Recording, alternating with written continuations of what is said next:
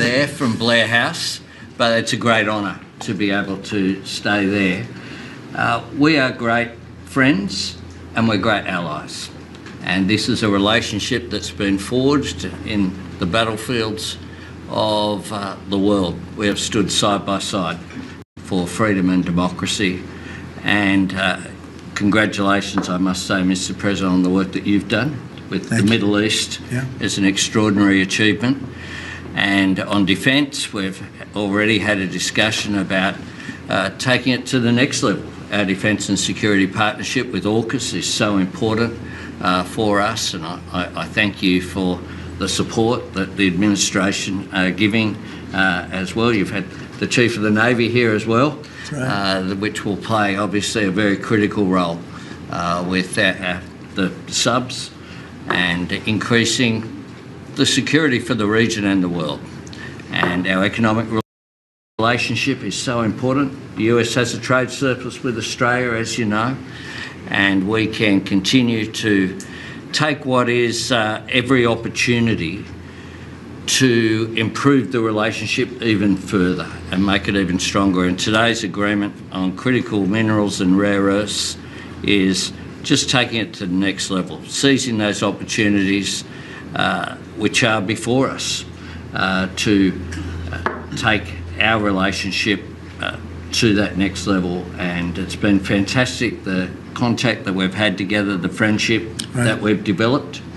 And Australians love America, and I think Americans kind of like Australia too. Sure, we do. And as we go forward, I think that today will be seen as a really significant day in our relationship. So I thank you very much, Mr. President. Well, thank you very much, Anthony. It's an honor to sign this, and we'll do it now. And then we'll take some questions. Some good ones, I think.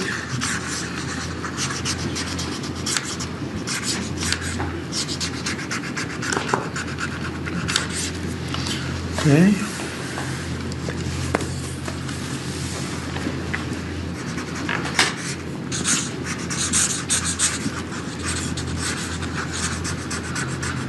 Well, this is a $8.5 billion pipeline that we have ready to go. That's right. It's all ready to go. Just getting started.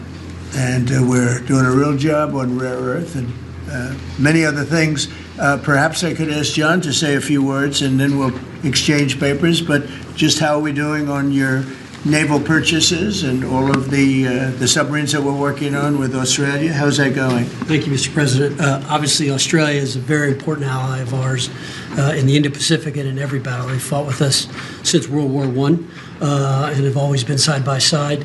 The facility that they're building, Surf West, is critical and very important to our ability to project power in the Indo-Pacific and work with our allies. So we're working very closely. I think what we're really trying to do is take the original AUKUS framework and improve it for all three parties and make it better and clarify some of the ambiguity that was in the prior agreement. Project power in the Indo-Pacific and work with our allies. So we're working very closely. I think what we're really trying to do is take the original AUKUS framework and improve it for all three parties and make it better and clarify some of the ambiguity that was in the prior agreement. Project power in the Indo-Pacific and work with our allies. So we're working very closely. I think what we're really trying to do is take the original AUKUS framework and improve it for all three parties and make it better and clarify some of the ambiguity that was in the prior agreement. Project power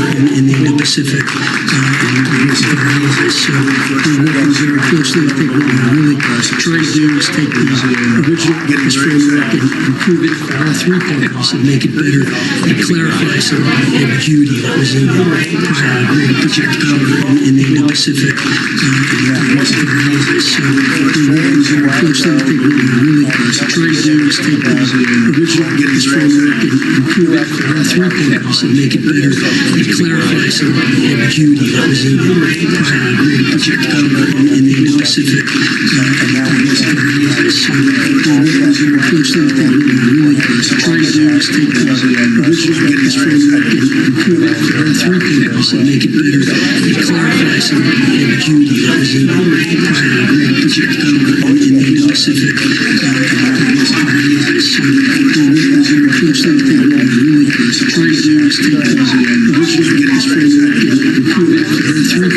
make it better, clarify some ambiguity that was in the agreement, put your power in the Indo-Pacific security rules,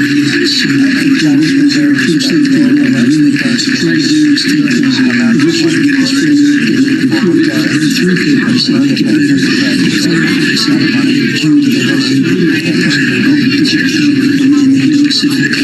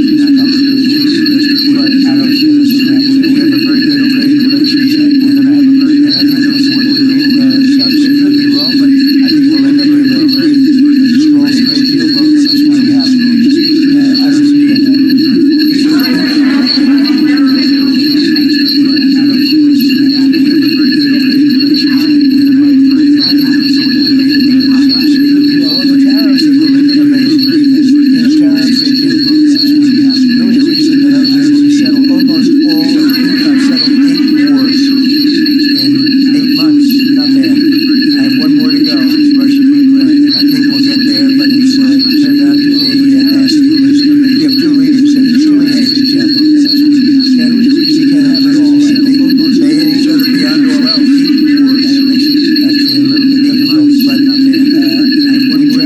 of the 8 deals, I would say because of tariffs, 4 or 5 of them were settled.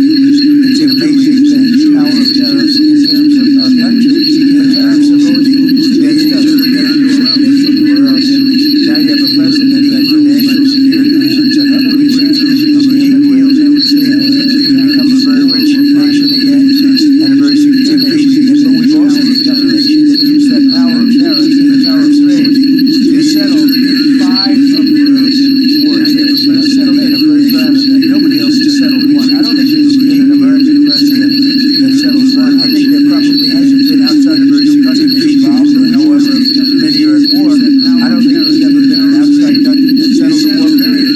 So I settled 8 in 8 months. I'm proud of that. Now, in the meantime, I'm running a country that settled 1. I don't think right now we're the hottest country anywhere in the world. We're dead. I think a year and a half ago we were a dead country. Now we're the hottest country in the world economically and otherwise. So, but I will say this: Australia pays very low tariffs. So I said very, very low tariffs. In fact, Australia pays among the lowest rates. Go ahead.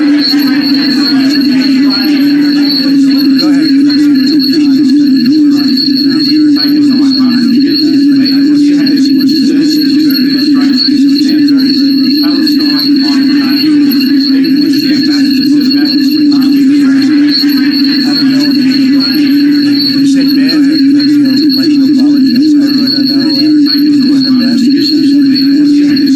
Don't tell me that. Where is he? He's still working? You said bad? I don't like bad. And I probably never will. Go ahead.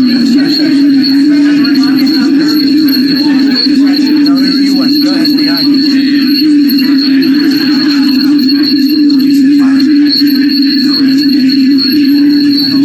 Well, he'll get that taken. These are just minor details. John, you're going to get that taken.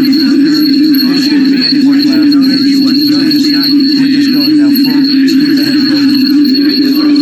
Yeah, please.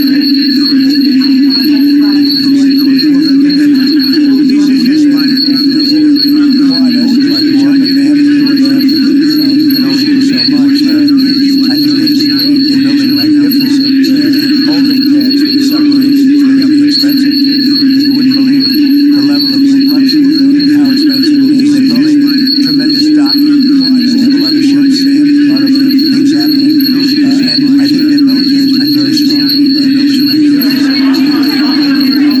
Over here, please. You wouldn't believe the level of complexity and how expensive it is. They're building tremendous docking. They have a lot of ships, a lot of things happening. I think their military has been very strong. Well, they could. They could still win it. I don't think they will, but they could still win it. I never said they would win it. I said they could win. Anything can happen. You know, war is a very strange thing. A lot of bad things happen, a lot of good things happen. If you look at the Middle East, I would say prior to Russia, Iran so hard, you would have never made that deal because you would have had a dark cloud over the cities when we took out their nuclear capability, which was one of the greatest military maneuvers of all time. Was flawless. You saw that. Those magnificent B-2s. I mean, that was a flawless move. Iran was done by some very talented people headed up by cities when we took out anybody else. The generals and general greatness military maneuvers. Man, we did a great job. And when that happened, everything was different. And we were able to get a deal. If we didn't do that, if it wasn't, they wanted to do that for 22 years, Mr. Gardner. They said for 22 years, I had the pilots here, the 2 pilots, and they came to the Oval Office. I thought they deserved it. They flew 37 hours back and forth. We had 52 tankers up there. We had a lot of planes up there with us. They were the primary plane, but we had a lot of planes, F-22s, F-35s, F-16. We had a lot of planes. But we had 52 tankers. And it was just like a flawless mission. And when it was finished, the Middle East just opened up. And they wanted to do it for 22 years. The pilots came up to me. They said, you know, for 22 years we practiced this. 3 times a year for 22 years, our predecessors and us. Now, young pilots, when it was finished, they're older now, predecessors, and they said, We never had a president who would let us do it, but I let him do it. And it is totally opened up to the Middle East. He took the cloud over our predecessors. We had a dark cloud over the Middle East. And now it's all, I mean, we have a little situation relatively with Hamas, and that will be taken care of very quickly if they don't straighten it out, because they're in violation of their agreement.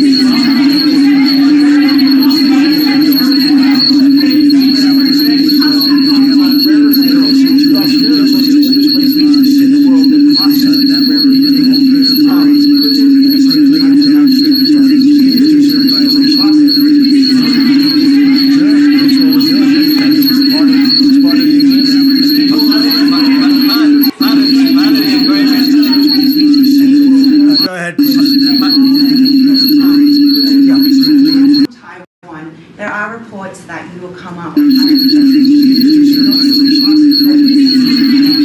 a trade deal. Well, I'm not going to talk about that. What I'll talk about, you and I will have that discussion in a couple of weeks when I'm in South Korea with President Xi. We're going to be talking about a lot of things. I assume that's going to be one of the things, but I'm not going to talk about that now. Yeah, please go ahead. President, you just alluded to the violence in the Middle East. What steps is the administration taking to maintain the ceasefire? Well, a lot of steps, and right now it's in the hands of others. You know, we have 59 countries that agreed to the deal. We have a peace in the Middle East for the first time ever. We made a deal with Hamas that, you know, they're going to be very good, they're going to behave, they're going to be nice, and if they're not, we're going to go and we're going to eradicate them if we have to. They'll be eradicated, and they know that. So they went in, and I don't believe it was the leadership, but they had some rebellion in there among themselves, and they killed some people, you know, a lot of people. But this is a violent group. You know, you probably noticed over the last 100 years, this is a very violent group of people. And they got very rambunctious, and they did things that they shouldn't be doing. And if they keep doing it, then we're going to go in and straighten it out, and it'll happen very quickly and pretty violently, unfortunately. Go ahead. Yeah, just following up on that question, when you say we are going to eradicate Hamas, Yeah. who is we? Does that include American boots on the ground? No, it won't be on the ground at all. We don't need to, because we have many countries, as you know, signed on to this deal. The way I view it, 59 countries, and unanimous. There's never been, nobody ever believed it was right. Countries that 4 months ago didn't like each other, and now they're all aligned together. I mean, we've had countries calling me when they saw some of the killing with Hamas, saying, we'd love to go in and take care of the situation ourselves. In addition, you have Israel would go in 2 minutes if I asked him to go in. I could tell him, go in and take care of it. But right now, we haven't said that. We're going to give it a little chance, and hopefully there will be a little less violence. But right now, you know, they're violent people. Hamas has been very violent. But they don't have the backing of Iran anymore. They don't have the backing of really anybody anymore. They have to be good. And if they're not good, they'll be eradicated.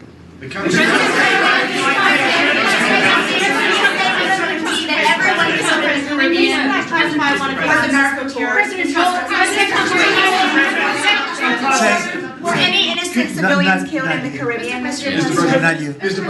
Go on, please. Could the Prime Minister weigh in on more on the processing? Yeah. And can Australia expand the process of rare earths? Absolutely we can, and we have the capacity to do so, and part of this deal is very specific, $8.5 billion pipeline. There'll be $1 billion contributed from Australia and the United States over the next 6 months with projects that are immediately available.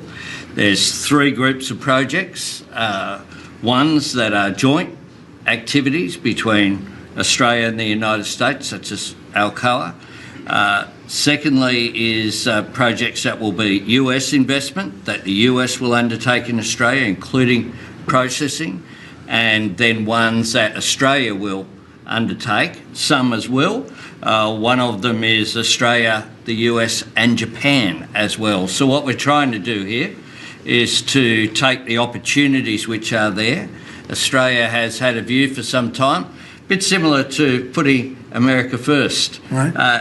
Our plan's called A Future Made in Australia, which is about not just digging things up and exporting them, but how do we make sure that we have across the supply chains with our friends being able to seize those opportunities. So we certainly see part of what this is about isn't just digging things up, it's also about processing, including the joint ventures between Australia and the United States. Prime Minister, can the US and Australia really compete with China? Aren't we decades behind in terms of the development? You've been reading the wrong newspapers. We're not decades. We are way ahead of China militarily, the United States. We're way ahead of them in every form of military, other than they're building a lot of ships, and we'll have that started. We'll be catching them on that. When it comes to but we will, when it comes to weaponry, when it comes to, I'll go, right now, AI. The big thing is AI. They're building more plants in this country than anybody ever imagined. We're going to have over $20 trillion of investment for this year. The most we ever had was a tiny fraction of that. As an example, Biden, who's the worst president in the history of our country by far, by the way, but they were less than $1 trillion for 4 years. We're already now breaking $18 trillion of investment in 8 months. $18 trillion. No country in history has ever done that. We're way ahead of China in AI, and we're way ahead of China militarily from the standpoint of the sophisticated weapons. We have weapons that a lot of people don't even know about it. I got them started 4 years ago. I rebuilt the military 4 years ago, fortunately, because Biden didn't do anything but give a piece of it away to Afghanistan. Fortunately, as much as it sounded like it was a small part of what I built, but the Afghanistan giveaway was one of the worst. That was probably the most embarrassing day in the period in the history of our country. But we have the greatest military. We have the best equipment. We have the best manufacturers of equipment. We have the best weapons. When you look at our weapons, I've been talking a lot about our weapons. Everybody wants our weapons. But it's great to be working with Anthony. It's great to be working with the people of Australia, because they also, it's a smaller country, but you have done a fantastic job in weaponry and the kind of things. So we do a lot of joint work together. Our militaries work very, very closely together. We've been really an amazing ally when you think of it, right? There's never been any games. We're strongly committed, and they're strongly committed. There are some games with other countries, but there haven't been games with Australia.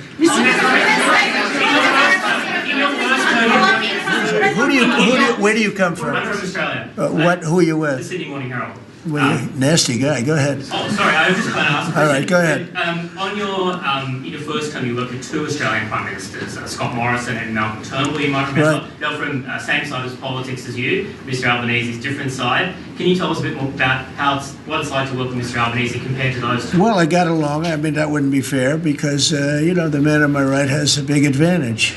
You know that, right? But I think he's doing a really good job, and we've had a very good relationship. I don't want to compare one with the other, but I'll tell you, this one is. They really have a great prime minister. Thank you. Okay, was that a good statement? I'll use it in my ads in 28.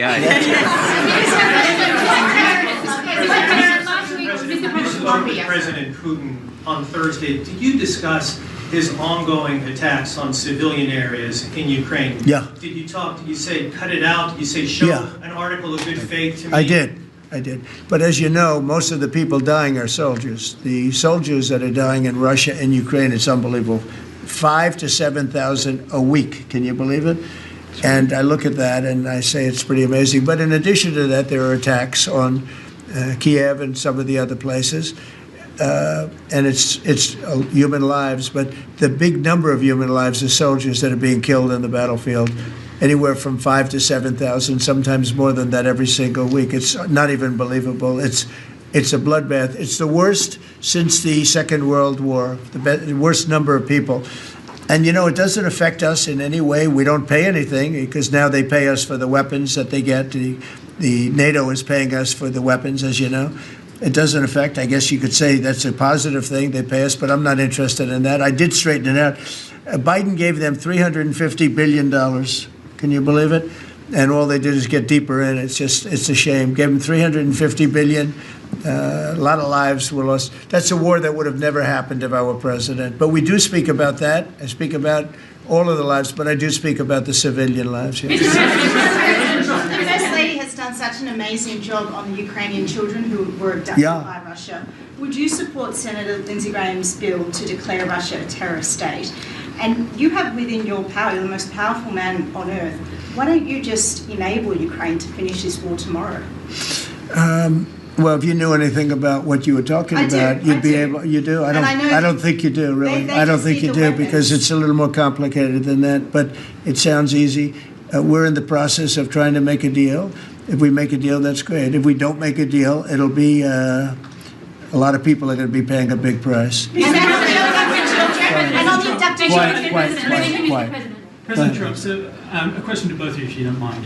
So I love his haircut. I'm going to try that. No, I love it. Go ahead. So, as we all know, China controls 90% of the global supply of critical minerals.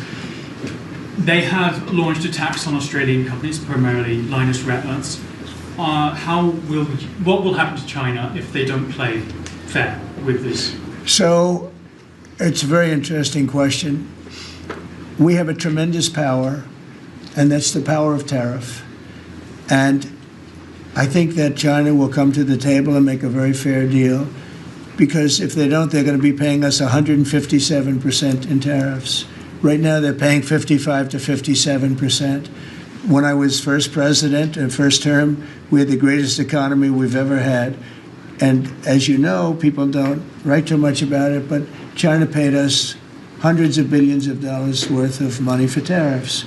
Biden left it, but he didn't enforce it. He gave exceptions to almost everything.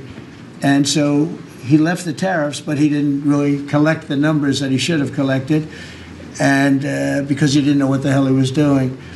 So now the tariffs are much higher in China than they were before, and they're high on other countries, depending on whether or not we like that country or we get along, and that's for national security purposes. So I made deals with Japan, I made deals with the European Union, or the whole of Europe practically, but the European Union, made deals with a lot of different people. We have a very fair deal for, I will say, Australia's paying a low number. They do have, I'll change it, we have a little bit of an advantage on that one. I told you, the advantage we have is airplanes. We sell a lot of airplanes to them, and they need them. It's a very vibrant place, and people go in and out, and I look forward to going there myself. And I think it's unlikely I'll be taking a ship. That's a long journey. That's a long. But China has treated us with great respect. Now, in the past, they didn't treat other presidents with great respect. They would take hundreds of billions and even trillions of dollars out of the country, and they would spend it and build their military. Now they're treating us with great respect. Now, we'll see what happens. I said, if we don't make a deal, I'm putting on an additional 100% on November 1st. I think we'll make a deal. They threatened us with rare earths, and I threatened them with tariffs, but I could also threaten them with many other things, like airplanes. You know about airplanes, because they can't get parts for their airplanes. We build their airplanes. We do a great job. They're largely Boeings, and we could stop the parts. We did stop the parts, actually, when they did the initial threat. That's a big... They closed down over 400 of their airplanes, but we don't want to do that. But we have a much simpler thing. If we don't make a deal, we'll charge them a very substantial tariff. And they'll be paying us hundreds of billions of dollars a year, which they're basically paying right now. We had presidents that allowed China and other countries get away with murder. We're not going to allow that, but we're going to have a fair deal. I want to be good to China. I love my relationship with President Xi. We have a great relationship. I believe after we leave South Korea, we'll be there together. We thought that would be a good place to meet, and we're going to be meeting. I'll be in Malaysia, I'll be in Japan, I'll be in a couple of others. We'll be sort of doing a little bit of a tour. I've been invited to go to China, and I'll be doing that sometime fairly early next year. We have it sort of set. But I think we're going to have a very good relationship with China. And again, they will threaten us with rare earths. I don't think they're threatening us too much right now.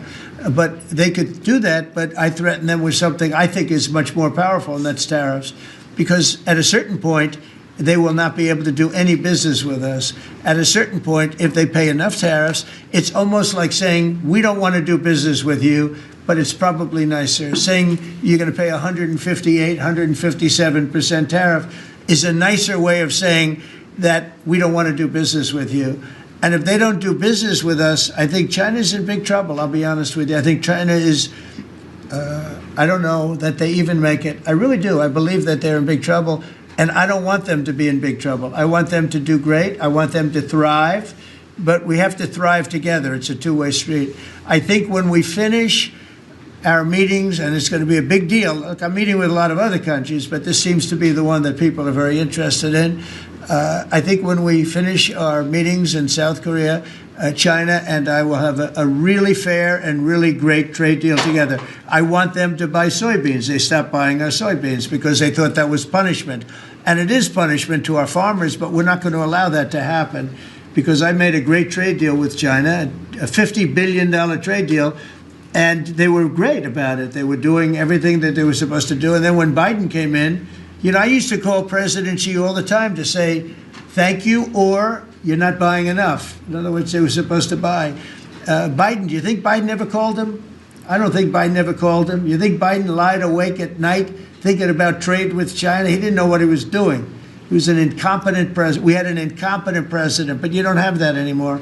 So I think we're going to end up having a fantastic deal with China. It's going to be a great trade deal. It's going to be fantastic for both countries.